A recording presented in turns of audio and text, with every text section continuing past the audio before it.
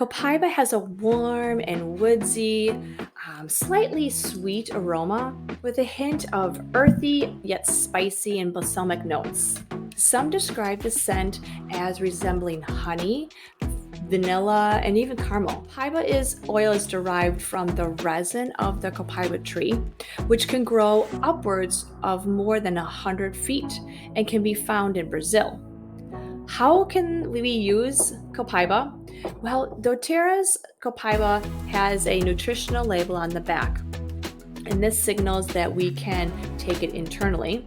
It can also be used aromatically and also put on topically.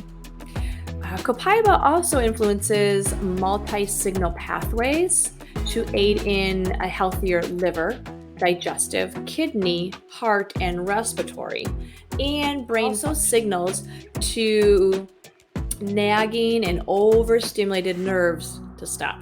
Copaiba is widely used on many key organs because it is the ability to link directly to receptor sites.